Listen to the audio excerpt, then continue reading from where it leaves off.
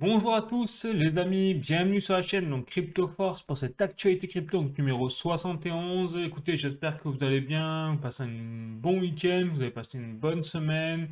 Aujourd'hui donc comme d'habitude, on va parler des projets crypto comme le VeChain, XRP, donc Ripple, également Cardano, on a des nouvelles sur notamment même Hydra.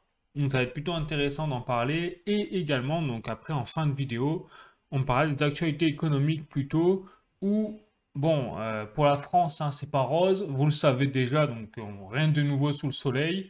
Mais là, je me suis, entre guillemets, amusé à mettre en superposition les courbes des actifs, donc quels qu'ils soient, hein, que ce soit des crypto-monnaies, que ce soit même l'immobilier, que ce soit les actions boursières, etc., l'or, l'argent également, et également la courbe bien des monnaies fiat principales, comme l'euro, par exemple, pour voir un petit peu les rendements qui ont été effectués entre les personnes qui ont mis leurs épargnes en banque, entre guillemets, ou qui ont laissé dormir leurs épargnes sans investir réellement ailleurs, et les personnes qui ont investi. Donc on va parler vraiment de tout ça. Je rappelle bien évidemment que je ne suis pas un conseiller financier. Tout ce que je dis, c'est à titre informatif uniquement, et donc vous devez faire vos propres recherches, c'est vraiment très important, les amis. Voilà, et bien sûr, on parlera sinon du Bitcoin et forcément du halving qui a eu lieu donc dans la nuit du vendredi à samedi. Bon, bah écoutez, si vous êtes chaud, c'est parti. Je vous invite à vous poser tranquillement là où vous êtes, à prendre un petit café si vous pouvez, un petit sandwich, et puis c'est parti.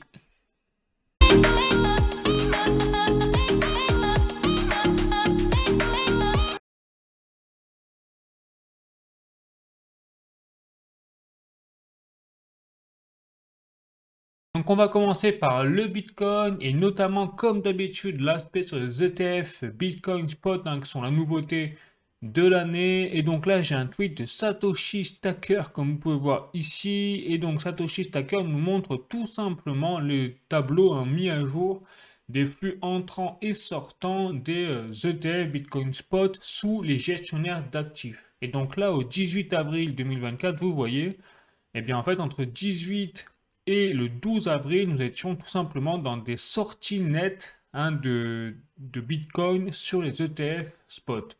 Et donc, on voit bien que là également, le seul qui s'en est sorti à peu près, c'est le gestionnaire d'actifs, donc BlackRock, avec que des flux positifs toujours, et donc qui confirme sa position de leader dans le milieu des ETF Bitcoin Spot. Donc, en fait, aujourd'hui, il n'y a qu'une seule entreprise, il n'y a qu'un seul gestionnaire d'actifs qui est en train de rafler la mise des ETF Bitcoin Spot, c'est BlackRock. Et ça, forcément, vous le savez, je vous l'ai déjà dit, c'est pas une bonne nouvelle pour la philosophie du Bitcoin et même dans la philosophie des ETF au niveau des États-Unis, parce que là, c'est vraiment le marché surtout américain qui est concerné. Bon, donc là, après, je continue, toujours sur le Bitcoin. Après, donc, pour parler vraiment sur le halving, effectivement, donc, vous l'avez vu, on est officiellement depuis donc vendredi, on a dépassé le quatrième halving et aujourd'hui j'ai un tweet de Rect Capital qui résume très bien la chose et qui met en perspective justement les cycles historiques des précédents halvings et qui le compare en fait au cycle historique actuel. Pour le Bitcoin, bien évidemment, et donc selon lui, avec les chiffres et l'histoire que l'on a déjà avec le recul que l'on a sur le Bitcoin, nous sommes à 36,5% du bull run actuel. Donc je rappelle que les cycles historiques, pour ceux qui ne savent pas, c'est 2 ans de montée des prix du Bitcoin au top départ du halving. Donc vous avez 2 ans de montée des prix et ensuite vous avez 2 ans de conduite de bear market, c'est-à-dire de baisse des prix. Et donc là, nous sommes à 36,4% dans la phase de montée des prix post-halving, si je puis dire. Voilà, donc c'est pas mal, c'est-à-dire que c'est un bon résumé, je trouve, de la part de Rect Capital, parce que vous voyez, il s'est basé sur les cycles précédents, donc il y a 2016 et 2020, que je rappelle que le halving actuel, c'est le quatrième halving, et donc là, il montre les 2 précédents halvings qui ont lieu en 2016 et 2020, effectivement. Et là, vous voyez, il a fait son analyse là-dessus, et selon lui, nous sommes désormais donc à 36,4% du cycle du bull run actuel. Bon, donc bien sûr, on verra si l'histoire nous le confirme, hein, se répète. Rien n'est moins sûr, hein, même si on a quand même des grandes chances que l'histoire se répète si on se réfère au passé. Mais si je mets mon petit veto, c'est également parce qu'on a quand même des changements, notamment avec l'arrivée des institutionnels. Je vais en parler dans cette vidéo un peu plus tard. On verra comment, pourquoi. Bon, donc ensuite, je passe à certains articles, les amis, à vous montrer notamment un article du journal du coin.com. Je vous en avais parlé la semaine dernière et donc c'est confirmé entre-temps, les ETF Bitcoin à Hong Kong, ça y est, ont été validés. Donc là, c'est une bonne nouvelle puisque ça veut dire qu'au moins, dans la perspective des ETF Bitcoin Spot, il n'y a pas que BlackRock qui va avoir la main mise. Et ça, c'était vraiment ma crainte première.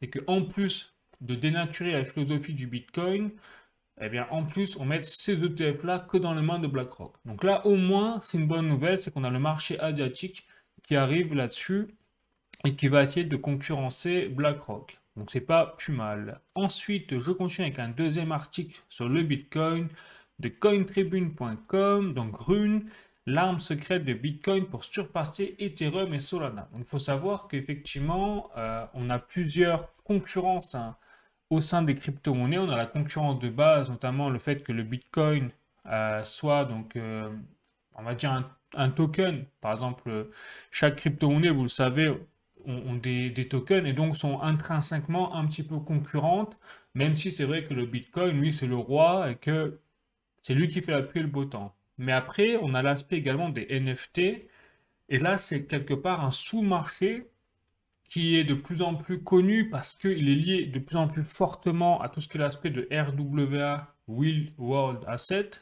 Et donc là, dans ce cadre-là, c'est vrai que le Bitcoin est complètement à la rue, hein, faut le dire, puisque jusqu'en 2023, le Bitcoin n'avait aucun NFT ni technologie permettant de créer des NFT. Et c'est que depuis l'arrivée des Ordinals sur le Bitcoin que nous avons l'arrivée des NFT sur le Bitcoin, ça depuis 2023. Donc c'est tout récent, mais là on a encore une révolution qui arrive sur les NFT. Eh bien c'est la technologie dite des runes qui va permettre tout simplement au Bitcoin de créer des NFT totalement révolutionnaires et qui vont même être plus performants sur le plan technique que les NFT de Ethereum, voire même Solana. Donc c'est pour ça que là l'article dit très bien l'arme secrète de Bitcoin pour surpasser Ethereum et Solana. Et donc cette mise à jour rune arrive dans les mois, voire les années à venir. Après, je sais pas les dates exactes, mais c'est une bonne nouvelle parce que là aussi, ça va permettre quoi? Ça va permettre même, pourquoi pas, à l'avenir, eh bien, de mettre en place ce qu'on appelle le RWA, la tokenisation d'actifs, même au sein du Bitcoin. Et là, ce sera un combo vraiment parfait pour le Bitcoin qui pourrait assimiler tout simplement la monnaie, donc numérique, parce qu'actuellement, l'or est plutôt, le Bitcoin est plutôt vu comme l'or numérique et pas autre chose que ça vraiment, ou alors une monnaie numérique. Mais c'est vrai qu'il ne dépasse pas vraiment ce cadre, contrairement à d'autres projets comme l'intelligence artificielle, comme les cryptos en lien avec le RWA, etc. Enfin bref, vous savez. Mais là, ce serait vraiment quelque chose qui permettrait l'accès au Bitcoin sur de nouveaux marchés au niveau des cryptoactifs très intéressant. Bon, donc en tout cas, c'est une bonne nouvelle là-dessus, même au niveau de l'aspect technologique.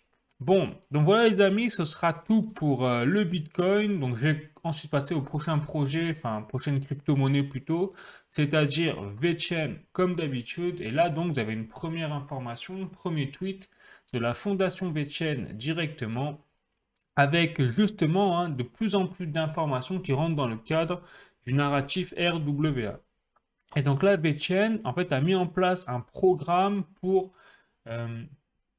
mettre en avant tout l'aspect de X to Earn, parce que vous savez, c'est dans le cadre de la plateforme VBetterDAO qu'ils ont créé il y a quelques semaines et qui est toujours en phase de testnet, je rappelle, et qui doit sortir en mainnet, c'est-à-dire sur le réseau principal, d'ici juin.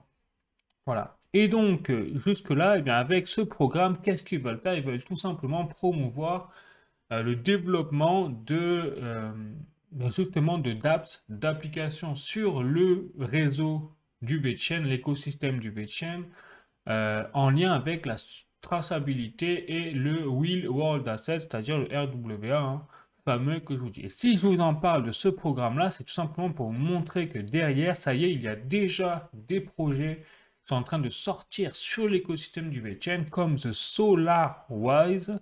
Donc, vous voyez, c'est extrêmement récent, hein. Ils n'ont pas énormément de followers, ils viennent de sortir. Et donc, The SolarWise, c'est un projet qui a été, vous voyez, reposté par la fondation VeChain et donc un petit peu validé, hein, en tant que tel. Et regardez, ça concerne les panneaux solaires et c'est tout à fait inscrit dans le RWA, Real World Asset, puisque vous avez tout simplement un projet qui vise à développer un champ de panneaux solaires, donc avec en lien la transition énergétique, et qui derrière, voilà, veut mettre en place des NFT associés effectivement aux panneaux solaires. Donc le principe du projet, alors moi personnellement, je vous le dis, je ne vais pas investir dans ce projet parce qu'il manque des informations, notamment l'équipe. Je trouve qu'on n'a pas assez d'informations sur l'équipe dans le projet, et vous savez que moi, le plus important, ce que je cherche dans un projet, c'est vraiment l'équipe qu'il y a derrière le projet. Après, libre à vous de vous intéresser, de creuser ce projet et tout, et libre à vous, pourquoi pas, de vous inscrire ou quoi que ce soit, ou même de vous mettre dedans. Mais personnellement, je sais que tant qu'il n'y aura pas plus d'informations sur l'équipe qu'il y a derrière, je ne partirai pas je n'investirai pas dans ce projet. Mais en tout cas, c'est juste pour vous mettre en avant le fait que ce genre de projet-là, eh bien, il y en a de plus en plus qui sont en train de sortir dans le cas du RWA, hein, de la tokenisation d'actifs, puisque le principe, c'est acheter un NFT qui représente en fait physiquement une véritable partie d'un panneau solaire situé quelque part. Je ne sais plus où c'est situé, je crois que c'est au Brésil ou je ne sais plus où, mais en tout cas, voilà, c'est quelque part sur la planète, ça c'est sûr. Bon, donc ça c'est juste pour mettre en avant cet aspect-là, et je pense que quand on en revient au programme, hop, que je reviens ici, où vous avez la volonté de la Fondation VeChain de mettre en place des récompenses pour attirer le plus de constructeurs possible de DApp en lien avec la traçabilité, le RWA, eh bien, pour ma part, ça prouve que VeChain est vraiment très bien inscrit et parmi les leaders dans le narratif RWA crypto. Clairement. Bon, après libre, chacun a son avis, hein, bien évidemment. Et donc, là aussi, pour continuer dans cet aspect de narratif, pour vous montrer, hein, que VeChain est bien, enfin, dans ce cadre-là, eh bien, j'ai un autre tweet, cette fois de Non-Fungible pardon, Book Club, et que c'est également une DApp qui est sortie sur la plateforme VBetter DAO, qui est en testnet sur l'écosystème du VeChain. Et donc regardez là, même en testnet, on a effectivement une visibilité sur les clauses de chaque projet qui est sur la plateforme VBetter DAO. Et aujourd'hui, c'est donc le Non-Fungible Book Club qui est en tête du plus de burn quelque part de VTHO et du nombre de clauses échangées sur l'écosystème du VeChain, puisqu'il arrive en tête avec 1493 clauses. Et derrière, vous avez les autres dApps, notamment vous avez Mugshot. Alors Mugshot, j'en ai déjà parlé, c'est la dApp qui permet de récompenser des utilisateurs en échange de photos de tasses de café. Bref, ne me demandez pas comment, pourquoi, c'est juste sorti, ça existe, mais c'est comme ça. Et après, derrière, vous avez Cleanify Vet, qui permet effectivement de récompenser des utilisateurs en échange de bonnes actions au niveau de la transition énergétique, donc dans la vie de tous les jours, et ainsi de suite. Voilà, donc là, c'est assez intéressant. Et donc, je vous montre le principe de Non-Fungible Book Club, qui est présent sur la plateforme VBetter DAO. Eh bien, le principe, c'est tout simplement d'acheter des books audio ou des musiques, tout simplement, sous forme de NFT. Donc, une fois que vous les avez achetés, vous avez enfin, peut-être pas la propriété, bien évidemment, mais en tout cas, vous avez acheté le morceau de musique ou le livre audio. Clairement, c'est à vous, vous avez une propriété numérique, puisque derrière, c'est backup par la blockchain. Donc c'est plutôt intéressant ce qui est en train de se passer, et je vous rappelle que pour l'instant ce n'est que en testnet, c'est vraiment le tout début, mais là on voit que c'est là où ça devient très intéressant, c'est que il y a eu beaucoup de débats, et j'avoue que moi-même au tout début j'avais été très déçu de la sortie de la plateforme VBetter DAO, qui avait une grosse hype de fou, je me dis au final c'est tout ça pour ça, mais en fait là je me rends compte que le sujet est que le lien entre les deux nouvelles crypto-monnaies, donc le B3TO et V3TO, si je dis pas de bêtises, hein, eh bien, au final, ont bien un lien avec le VeChain et le VTHO, puisque quand vous utilisez la plateforme VBTRDAO et donc les deux crypto-monnaies V3TO, V3TR, et bien derrière, chaque transaction sur ces cryptos-là utilise du VTHO, son backup par le VTHO. Donc plus la plateforme VBTRDAO va avoir d'utilisateurs et plus vous allez avoir d'utilisation de VTHO et donc ça va forcément faire grossir l'écosystème de natifs du VeChain, c'est-à-dire avec le VET et le VTHO. Voilà. Donc, tout est lié au final, et donc finalement, on voit que déjà en testnet, il y a effectivement pas mal d'échanges, donc c'est assez sympa à voir. Alors après, c'est pas fou, hein, c'est pas non plus la folie, mais je vous rappelle que c'est que le tout début, et que vous voyez, même avec des projets comme Non-Fungible Book Club, il y a 4 morceaux, hein, il n'y a pas grand-chose encore. Donc on est vraiment au tout début, mais il y a déjà quand même des petits impacts sympas à voir. Donc le projet est plutôt prometteur, hein, visiblement. Donc voilà les amis, ce sera tout pour VeChain pour aujourd'hui. Je vais continuer avec le prochain projet, c'est-à-dire Cardano, et notamment donc un tweet de Chris O qui est très révélateur puisque c'est tout simplement le résumé donc hebdomadaire, hein, du développement du projet Cardano. Et donc vous voyez que là nous sommes déjà donc aujourd'hui au 19 avril 2024, nous étions à 166 projets qui ont été lancés sur Cardano, donc c'est pas mal, mais surtout vous avez encore 1355 projets en construction. Donc on voit que Cardano c'est vraiment littéralement le dragon qui dort, parce que une fois qu'ils auront mis en place leurs 1355 projets qui seront lancés dans les années à venir, dans les mois à venir, ça va vraiment envoyer du lourd, hein, ça c'est clair. Et surtout, ce qui est intéressant, c'est de voir que tous les indicateurs sont plutôt en hausse, hein, parce que vous voyez que là, le nombre de tokens natifs, donc c'est en hausse, les policies de tokens, c'est également en hausse, enfin voilà, les transactions sont également en hausse. Donc vous avez pas mal de choses, enfin, tout est en hausse, hein, au final. Et surtout, ce qui est intéressant, c'est l'arrivée donc de Hydra V0.16.0 qui a été mis en place. Donc quand je dis que ça a été mis en place, ça a été que c'est une mise à jour. Ce n'est pas encore totalement sorti, hein, bien évidemment, mais c'est vraiment dans une très bonne voie. Et donc c'est mis en avant également derrière parce que j'ai ce tweet de Proof of Cardano qui démontre l'activité GitHub tout simplement, donc chaque semaine, hein. Et on voit que là, aujourd'hui, les activités qui sont en total développement sur le projet Cardano, c'est le projet, les sous-projets Mithril et Hydra, également un peu Aiken. Donc on voit vraiment que là, Cardano est en train de mettre le feu, là, hein, le fusée, le moteur de décollage de la fusée sur Mithril et Hydra, visiblement. Et donc ça a des impacts, on le voit, sur le développement d'Hydra, mais également de Mithril. Et donc là, pour la semaine qui vient, donc, ce qui est prévu, c'est le lancement de Fund 12, donc Fund 12, notamment le 26 avril à Barcelone, donc en Espagne. Et l'objectif, ce sera également de faire voter la communauté sur les développements de Cardano. Bon. Donc c'est plutôt sympa là, c'est en train de se passer. Et dans les semaines à venir, sur le sous-projet Hydra, il y a également des tests qui vont être mis en place, tout comme des progrès sur le sous-projet Mithril. Donc on voit que Hydra et Mithril en 2024, c'est vraiment le fer de lance, hein, des sous-projets qui sont développés par Cardano. Voilà, donc plutôt des bonnes nouvelles, hein, vraiment, pour Cardano également. Et sinon, écoutez, j'ai un article à vous passer pour vous prouver un peu ce que je dis également, hein, c'est important. Donc un article de Crypto News Flash, donc voilà, vous voyez la solution de scalabilité Hydra en cours, hein, a été lancée, enfin, a été mise à jour par la dernière version, donc V0.16.0, c'est ce que je vous disais, c'était au 15 avril 2024. Donc, c'est en bonne voie de développement, c'est confirmé.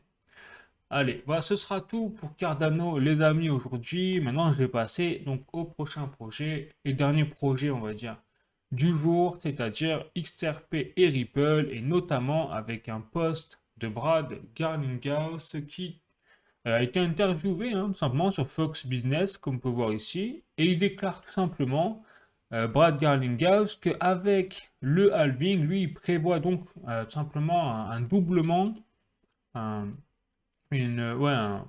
un x2 sur le market cap, la capitalisation boursière, vous voyez, du marché des cryptos d'ici fin 2024. Donc lui, si c'est pas compliqué, si il voit que le marché crypto double en termes de capitalisation boursière, ça veut dire que le Bitcoin fait un x2 et que tout le reste fait x2, hein, au minimum.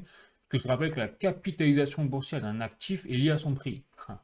Donc, je ne peux pas vous dire mieux. Donc, c'est des très bonnes, pour lui, Brad Garlinghouse, c'est des très bonnes prédictions et quelque chose de très optimiste selon lui qui va se passer pour le post-halving, hein, du Bitcoin. Et derrière, il fait également ses prédictions, quelque part, ses préconisations pour épurer un petit peu enfin, pour rendre encore le marché crypto encore plus optimiste en termes de régulation. Et donc, là, il donne ses quelques préconisations, notamment donc remplacer le leadership de la SEC, donc autrement dit virer Gary Gensler, mais c'est pas très étonnant vu la guerre qu'il y a entre Ripple et la SEC depuis des années, donc un peu d'animosité on imagine, donc c'est pas très étonnant. Et également, il conseille à Elizabeth Warren et à ses équipes de lire quelques faits actuels sur la crypto-monnaie plutôt que de prêcher la désinformation. Donc il y a balancé là, il a balancé Brad Garlinghouse, hein, il est chaud, ça c'est sûr. Donc après, on verra s'il a raison, mais c'est vrai que bah, si on suit, je vous remontre, hop, les cycles historiques passés des prix du Bitcoin, eh bien, bon, on voit les courbes, hein, on voit que quand il y a eu des halvings en 2020 et en 2016, pardon, eh bien, il y a toujours eu une hausse des prix, suivie derrière d'une grosse correction avec le bear market. Donc là, si on suit la même logique, effectivement, on devrait assister après le halving à bah, une montée des prix du Bitcoin et ensuite avant de revoir une énorme correction, hein, sur 2 ans. Donc, un passage de 60 000 à 120 000 si on en suit les prédictions de pas Gary Gensler, de Brad Garlinghouse, ce serait pas tout à fait déconnant, hein, ce serait même plutôt réaliste si on en suit les courbes passées.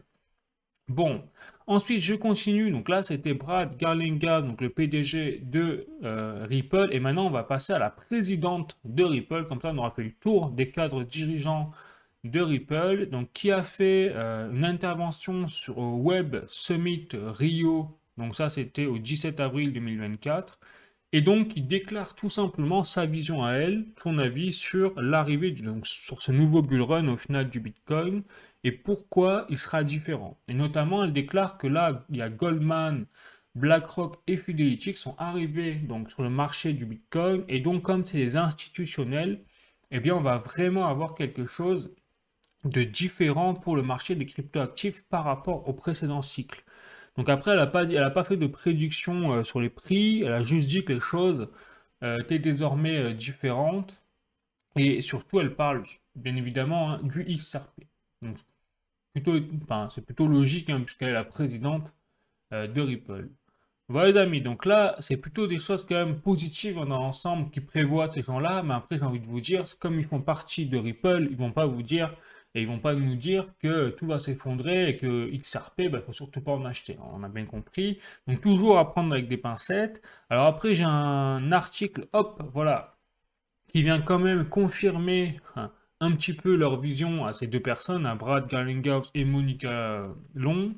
C'est cet article et ce fait, puisque là j'ai un article donc, de Compass Investment, donc Ripple XRP, donc le XRP de Ripple, ça y est, est désormais donc en ligne en temps réel sur les transactions de Tranglo. Donc Tranglo, c'est un service de liquidité quelque part pour tout ce qui est à Singapour, les institutionnels à Singapour. Et donc ça y est, Tranglo a pleinement intégré donc, les services de demande de liquidité de Ripple et l'utilisation du XRP pour les paiements transfrontaliers. Donc ça y est, ça veut dire quoi? Ça veut dire que XRP est tout simplement opérationnel à 100% et dans toutes les transactions d'une entreprise qui assure en fait les paiements transfrontaliers, donc à l'image du réseau Swift bancaire, hein, quelque part. Sauf que là, l'intermédiaire, ce n'est plus les banques, c'est XRP quelque part. Alors bien sûr, s'il y a des banques, hein, je joue ça comme ça, mais l'intermédiaire, c'est réellement, ça passe par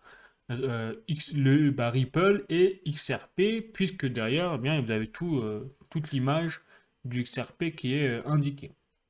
Donc là, c'est du lourd, c'est très récent, bien évidemment, cette semaine. Et donc, ça veut dire quoi? Ça veut dire que ça y est, on a bien évidemment toute la théorie qui avait été mise en avant depuis des années par Ripple et son XRP, comme quoi, eh bien, effectivement, comme vous payez très peu de frais de transaction, que c'est bien plus rapide que le réseau Swift bancaire, c'était destiné à remplacer le réseau Swift bancaire, entre guillemets, avec tout le blabla qui va avec. Et bien là, aujourd'hui, c'est plus de la théorie, c'est de la pratique. C'est-à-dire que vous avez déjà les entreprises, alors singapouriennes, hein, qui ont mis en place directement dans leur système, justement, la technologie de Ripple, du XRP. Donc, c'est du très bon signe et visiblement, on va avoir de plus en plus de nouvelles, à mon sens, je pense, de cette catégorie-là au fur et à mesure des mois, des années qui vont arriver. Voilà, donc c'est plutôt bon signe, c'est plutôt très bon signe, les amis.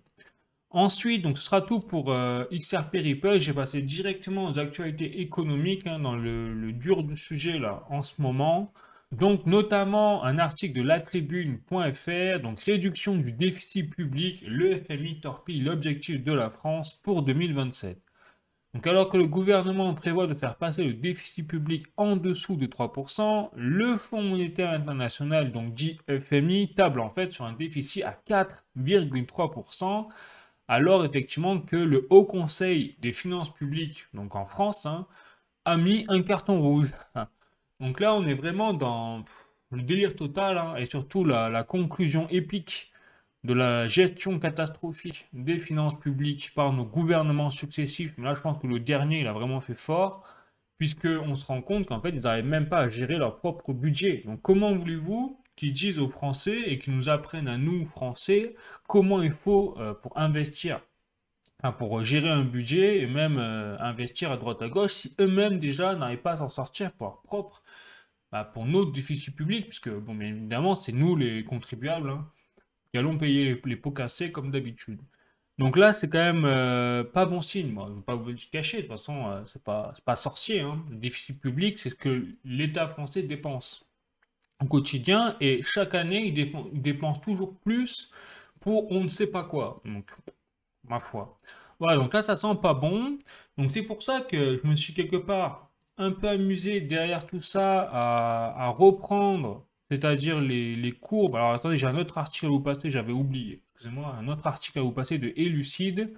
Ah, donc la crise immobilière se poursuit, les prix vont encore baisser. Donc c'est-à-dire que là, on est vraiment dans un contexte où effectivement, on a avec les taux directeurs qui sont pas encore officiellement on va dire, la volonté de baisse, on sent bien que les organismes comme les banques centrales, la Banque centrale européenne surtout, euh, a vraiment envie et est consciente qu'elle doit baisser ses taux directeurs si elle veut éviter la catastrophe hein, économique, c'est-à-dire la récession, plus toute la crise immobilière et tout le patatras économique qui va avec une récession.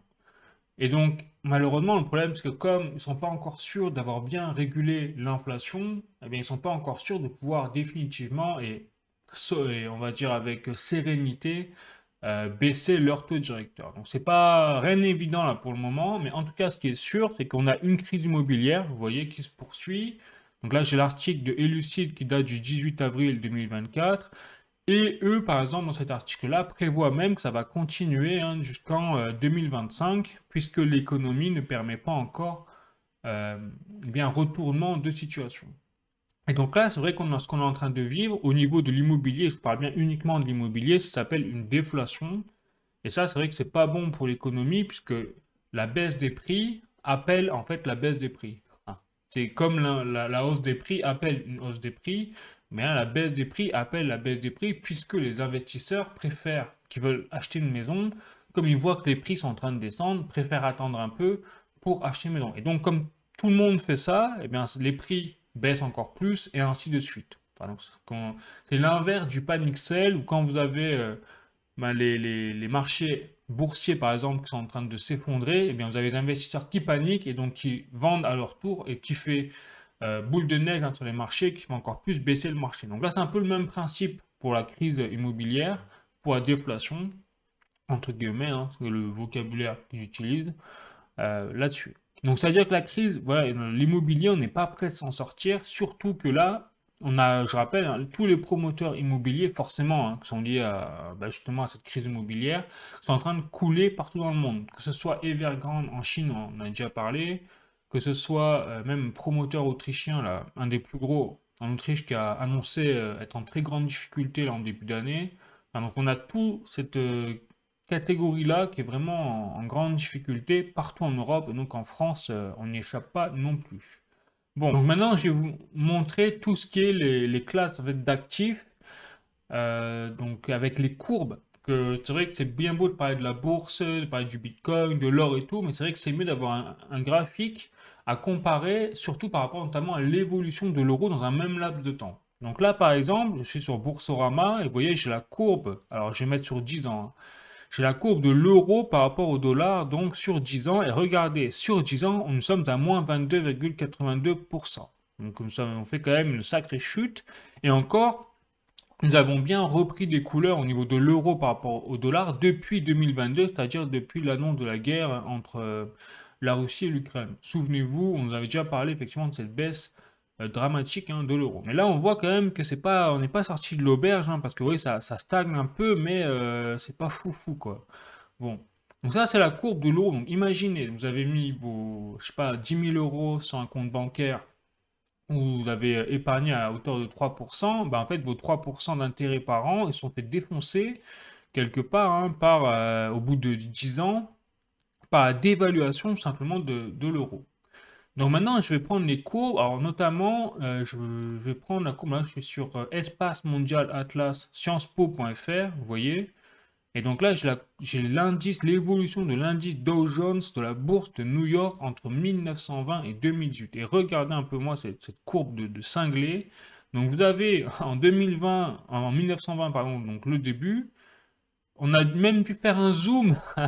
Sinon, on ne pouvait même pas voir l'état des courbes réellement hein, de cette période-là. Mais il faut savoir quand même que cette période, ça a été la période où il y a eu la Grande Dépression, c'est-à-dire le méga crash boursier de 1929. Mais regardez l'échelle que ça représente en termes d'argent et d'indices boursiers par rapport à là où on en est aujourd'hui. C'est rien, enfin c'est rien du tout. Et pourtant, je rappelle que la crise de 1929, c'est une des plus grandes crises que l'histoire de l'humanité, enfin, de l'histoire de l'humanité au niveau économique et à l'échelle mondiale. Au point que ça, même ça qui a déclenché, qui a été un peu le précurseur déclencheur de la Seconde Guerre mondiale. Vous voyez, on voit bien le système. Donc, vous avez eu le crash de 1929, la Grande Dépression qui a duré quelques années, le New Deal, qui était justement une régulation financière mise en place à l'époque par Roosevelt, hein, il me semble, alors, si je dis pas de bêtises, hein, je suis pas sûr. Mais en tout cas, vous avez vu la régulation financière effectivement qui a été mise en place suite à toute cette cacophonie là, de la Grande Dépression, mais ça n'a pas suffi. Et en fait, tout ça, toute cette instabilité financière a engendré la Seconde Guerre mondiale, quelque part. Avec l'émergence tout simplement de partis politiques, donc comme celui d'Hitler, Mussolini, enfin, etc. Donc qui a déclenché derrière ces personnes-là ont provoqué la Seconde Guerre mondiale. Et donc derrière, eh bien, vous voyez, on a resuivi, après la Seconde Guerre mondiale, ça a été vraiment la période des 30 glorieuses jusqu'à 1970, 1973, pardon, avec le premier choc pétrolier. Vous voyez, c'est dit juste là, là, premier choc pétrolier qui a été provoqué donc justement avec la guerre entre Israël à l'époque et l'Égypte. Donc l'Égypte où ça c'était, il y avait une guerre entre l'Israël, Égypte, Syrie et un autre pays également, je n'ai plus en tête, mais en tout cas, ça a été enfin, le déclencheur également d'une crise, donc premier choc pétrolier, et derrière, vous voyez, ça a été eh bien, l'indice Dow Jones du boursier qui a explosé. Donc en fait, on se rend compte que ça, c'est dû à quoi? C'est dû simplement aux liquidités qui ont été mises en place sur le marché, notamment avec la planche à billets, etc. Et donc on regarde quoi? On regarde qu'au fur et à mesure du temps, nous avons eu plusieurs crises. Nous avons eu l'explosion de la bulle d'Internet dans les années 2000. Nous avons ensuite la crise des subprimes. Et à chaque fois, vous avez eu une montée donc d'une bulle spéculative, hein, quelque part, avec une grosse chute derrière. Et là, regardez où nous en sommes. Nous en sommes à un indice. Nous avons déjà doublé en 10 ans l'indice boursier du Dow Jones par rapport même à la crise des subprimes, quasiment. En tout cas, par rapport à la bulle d'Internet des années 2000. C'est-à-dire qu'en 18 ans, nous avons doublé l'indice Dow Jones.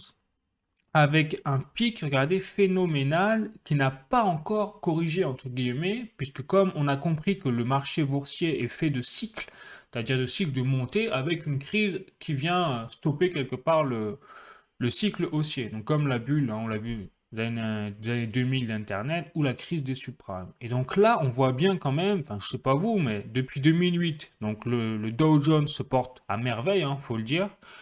Mais là, si on couple ça avec le contexte géopolitique qui est vraiment foireux, enfin, excusez-moi l'expression, mais faut le dire quoi, eh bien, on voit qu'on n'est pas loin quand même d'un retournement de tendance, à mon sens, hein, et qu'il faut faire vraiment très attention justement à l'indice boursier. Et bon, pourquoi pas, on pourrait se retrouver avec une crise semblable à celle au moins de la crise des subprimes, mais moi-même, ce que je vois venir, c'est un grand crash, en fait, semblable à celui de 1929. Sauf qu'un crash de 1929, vous l'avez compris, ce ne sera pas la même chose qu'un crash avec les liquidités qu'il y a au milieu entre un indice boursier à même pas 200 et un indice boursier là à 24 000.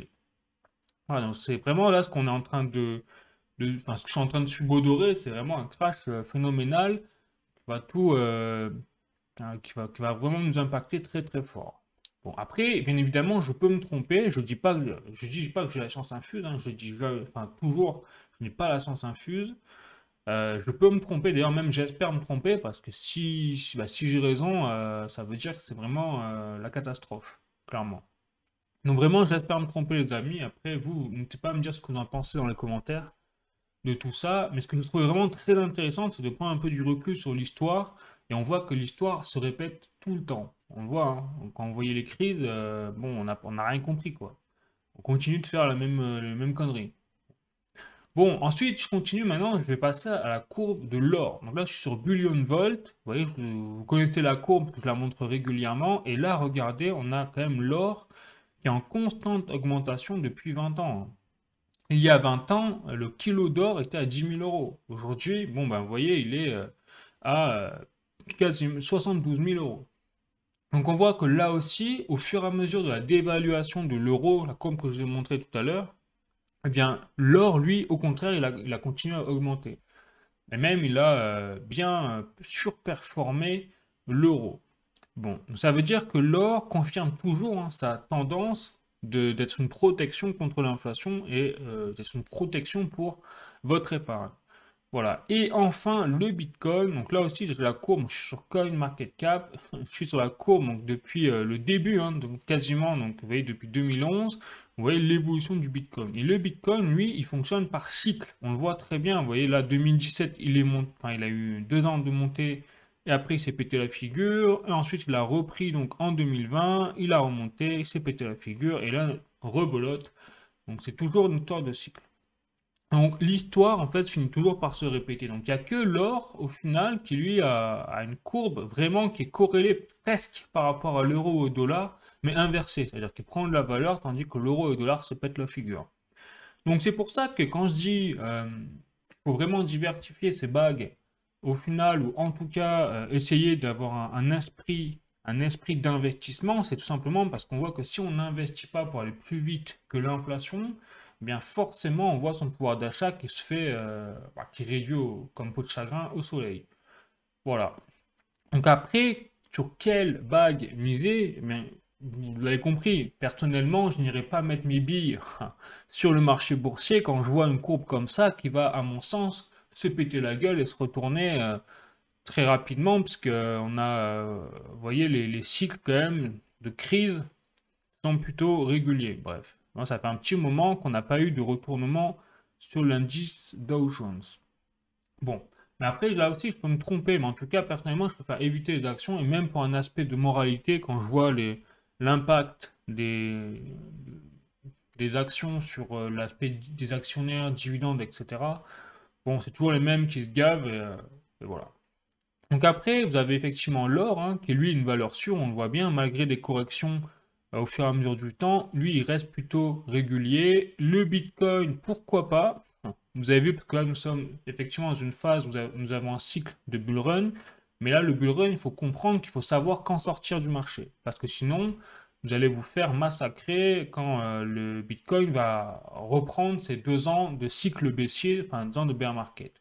Voilà, donc il y a vraiment des stratégies à mettre en place. Alors là, les stratégies, c'est à vous de les mettre en place avec votre portefeuille, avec votre stratégie, votre personnalité, parce que chaque investisseur a sa propre personnalité, heureusement. Donc, mais en tout cas, voilà. C'est pour ça que je voulais vraiment vous montrer tout ça, parce que c'est très intéressant aujourd'hui d'avoir, je pense qu'on est vraiment dans une période où il est important de prendre conscience, hein, du monde dans lequel nous vivons, surtout sur le plan économique, parce que c'est lui qui définit quelque part un petit peu tout autour de nous, même au niveau social. Bon, donc ce sera tout pour aujourd'hui, les amis. Donc, si vous avez aimé la vidéo, si vous avez appris des choses, n'hésitez pas à mettre un like, à vous abonner, parce que ça fait toujours plaisir d'avoir toujours plus d'abonnés sur la communauté, sur la chaîne, ça fait plaisir. Et puis sinon, prenez soin de vous.